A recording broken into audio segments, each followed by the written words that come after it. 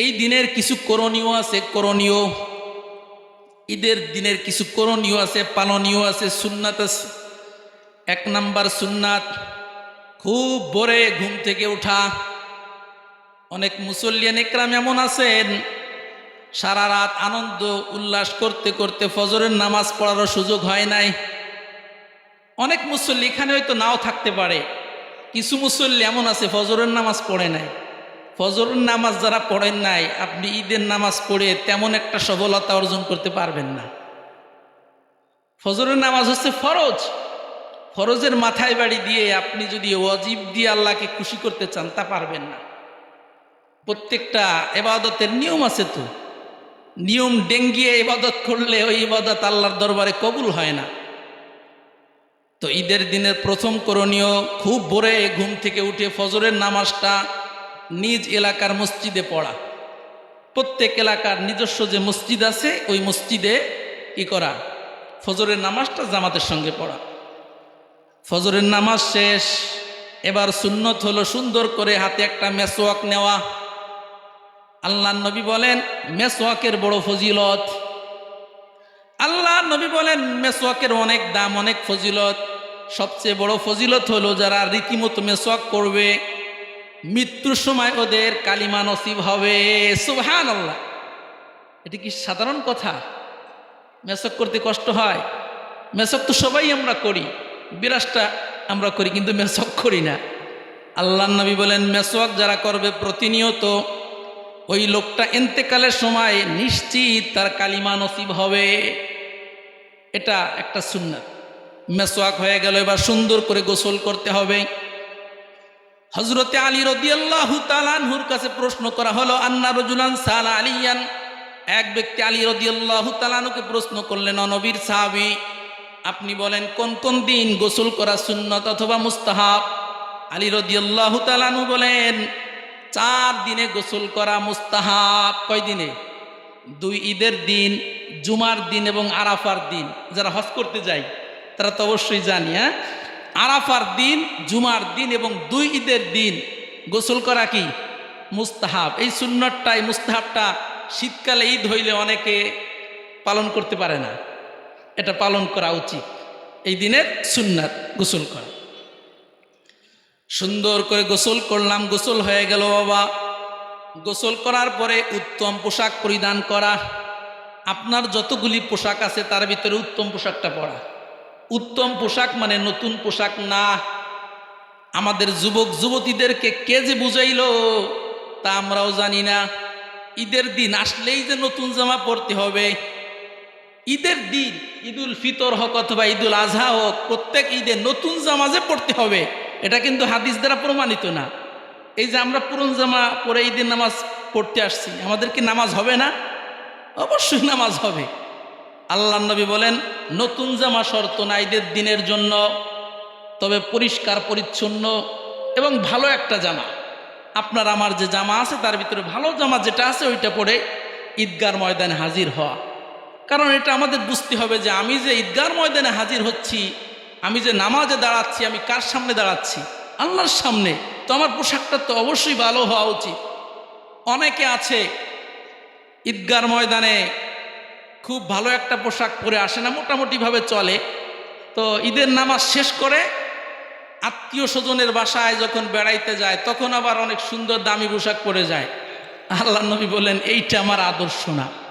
আমার আদর্শ হচ্ছে সবচেয়ে ভালো এবং সুন্দর যে পোশাকটা আছে ওইটা পরে ঈদগার ময়দানে যাওয়া। সুন্দর পোশাক পরিধান করার পরে আর একটা সুন্নত হলো সুগন্ধি ব্যবহার করা। সুগন্ধি ব্যবহার করা এটা আল্লাহ নবীর একটা সুন্নাত, এটা দায়মি সুন্নাত। আল্লাহ নবী সবসময় সুগন্ধি ব্যবহার করতেন। বিশেষ করে এই ঈদের দিনগুলিতে, এই জুমার দিনগুলিতে এই আতর ব্যবহার করা, সুগন্ধি ব্যবহার করা, এটা আল্লাহ নবীর সুন্নাত। আতর ব্যবহার করে এবার বাড়ি থেকে যে আমরা বের হব, কিছু খেয়ে বের হতে হবে।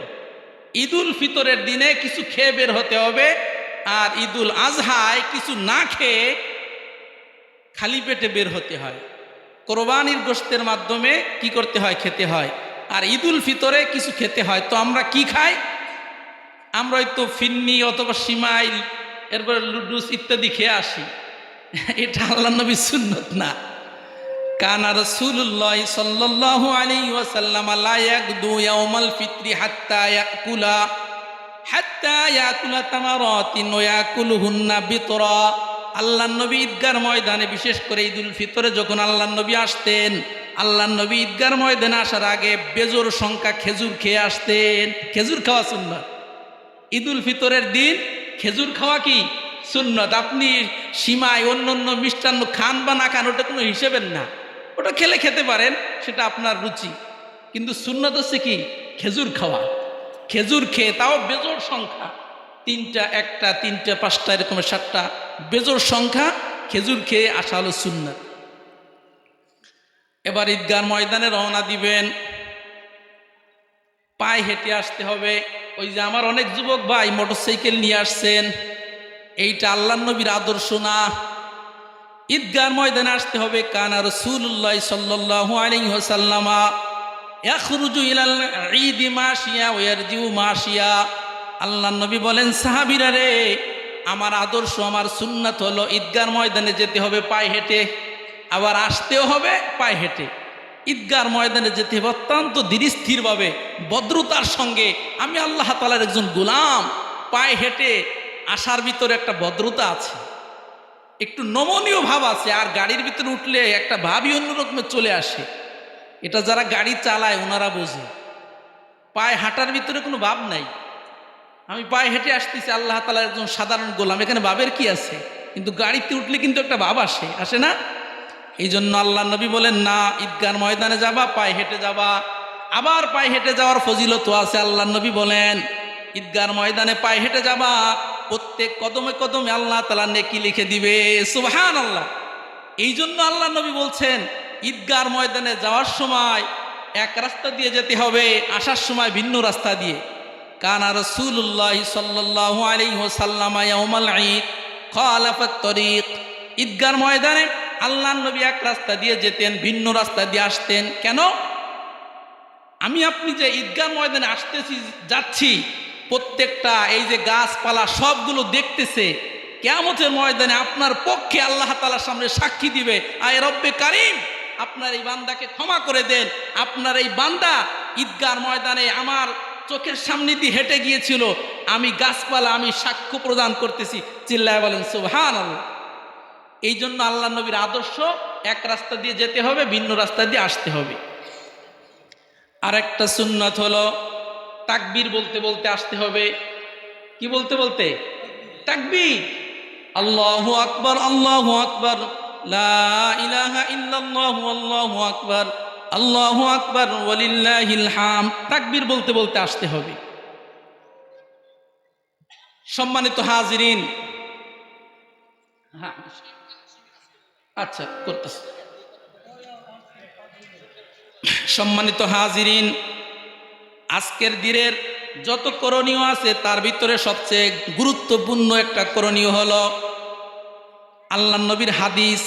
ওয়ান জাবিরিন রাদিয়াল্লাহু তাআলা আনহু قال, হযরত জাবের রাদিয়াল্লাহু তাআলা আনহু বলেন, শাহিদতু মা রাসূলিল্লাহি সাল্লাল্লাহু আলাইহি ওয়াসাল্লাম ইয়াউমাল ঈদ। আল্লাহর নবীর সাহাবী হযরতে জাবের রাদিয়াল্লাহু তাআলা আনহু বলেন, এই ঈদগার ময়দানে আমি আল্লাহর রসুলের সঙ্গে একদিন আসছিলাম। আল্লাহর নবী এই ঈদুল ফিতরের দিন নামাজের পরে সাহাবায়ে কেরামকে দান সদকা করতে উৎসাহিত করেছেন। সুবহানাল্লাহ। তাহলে ঈদুল ফিতরের একটা গুরুত্বপূর্ণ আমল হচ্ছে এই দিনে বেশি বেশি কি করা? দান সদকা করা।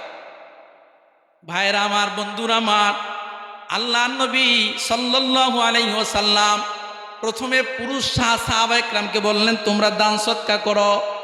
এরপরে আল্লাহর নবী নারীদের লক্ষ্য করে বললেন, ও নারীরা, সিংহভাগ নারীদেরকে আমি ওই মেরাজের রজনীতে জাহান্নামের ভিতরে দেখেছি।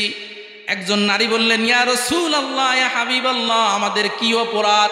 আল্লাহর নবী বললেন, তোমাদের মাত্র 2টা অপরাধ। 1 নাম্বার, তোমরা স্বামীর অকৃতজ্ঞ হও। 2 নাম্বার, তোমরা কথায় কথায় মানুষের প্রতি অভিশাপ দাও। এই 2 কারণে সিংহভাগ নারীরা কি জাহান্নামী। নারীরা বললেন, ইয়া রাসূলুল্লাহ, ইয়া হাবিবাল্লাহ, তাহলে বলেন জাহান্নাম থেকে বাঁচার জন্য উপায় কি? আল্লাহ নবী বললেন, ও নারীরা শোনো, তাসাদ্দাকনা, জাহান্নাম থেকে যদি বাঁচতে চাও তাহলে বেশি বেশি ঈদের দিনে দান সদকা করো। তাহলে নারীরা যদি ঈদের দিনে বেশি বেশি দান সদকা করে জাহান্নাম থেকে বাঁচতে পারে, তাহলে আমরা কি বেশি বেশি দান সদকা করে জাহান্নাম থেকে বাঁচতে পারবো না? অবশ্যই পারবো, অবশ্যই পারবো। এই জন্য সম্মানিত হাজিরিন, আমরা এই যে একটা মসজিদ আপনারা দেখতেছেন, এই মসজিদে আইপিএস এর খুব প্রয়োজন আইপিএস এর কালেকশনের জন্য আপনাদের কাছে আমরা আবদার করব, আজকে একটা গুরুত্বপূর্ণ একটা দিন। এই দিনে আল্লাহর নবী সাহাবা একরামকে দান করতে বলেছেন, সাহাবা একরাম দান করেছেন। দানের অসংখ্য গণিত হাদিস এই দিন সম্পর্কে আছে, আমি 1 ঘন্টা পর্যন্ত আলোচনা করতে পারবো, কিন্তু সময়ের স্বল্পতার কারণে ওই দিকে যাচ্ছি না। আপনাদের এই মসজিদ, অত্র এলাকার মসজিদ, এটা একটা কেন্দ্রীয় মসজিদ, ঐতিহ্যবাহী একটি মসজিদ। এই মসজিদে আইপিএস এর প্রয়োজন। তো আইপিএস এর জন্য আমরা কে কত টাকা দিতে, 50,000 টাকার মতন লাগবে আইপিএস এর জন্য। তো আমরা কে কত টাকা দিব, আমরা একটু লেখাইলে ভালো হয়। 5,000 টাকা করে কে কে দিতে চান, পর্যায়ক্রমে সময় দেব। 5,000 টাকা করে আমরা আইপিএস এর জন্য, আল্লাহর ঘর মসজিদ, আল্লাহর নবী বলেন, মামবানা লিল্লাহি মাসজিদাম বানাল্লাহু লাহু বাইতান ফিল জান্নাহ। আল্লাহ নবী বলেন, যেই ব্যক্তি আমার জন্য একটি মসজিদ নির্মাণ করলো, আমি রব্বে কারিম কাল কিয়ামতের ময়দানে জান্নাতের ভিতরে তার জন্য একটা বালাখানা তৈরি করে দিব। সুবহানাল্লাহ। এক সাহাবী বললেন, ইয়া রাসূলুল্লাহ, ইয়া হাবিবাল্লাহ, একটা মসজিদ তো আমাদের পক্ষে বানানো সম্ভব নয়, তাহলে আমরা কি জান্নাতের ভিতরে বালাখানা পাবো না? আল্লাহ নবী বললেন, ও সাহাবা একরাম শোনো, একটা মসজিদ নির্মাণ করতে হবে না, বরং একটা মসজিদের নির্মাণ কাজে একটা চড়ুই পাখির বাসা সম পরিমাণ জায়গায়ও যদি কেউ অংশগ্রহণ করে, আল্লাহ পাক রব্বুল আলামিন তার জন্য জান্নাতের ভিতরে একটা বালাখানা তৈরি করবে। সুবহানাল্লাহ। এই জন্য একটা মসজিদ বানাইতে হবে না, একটা মসজিদের ইটের পয়সাও যদি আপনি দেন, 10টা টাকাও দেন, আল্লাহ পাক রব্বুল আলামিন এই ওসিলায় আপনাকে, আপনার জন্য জান্নাতের ভিতরে একটা বালাখানা তৈরি করে দিতে পারে।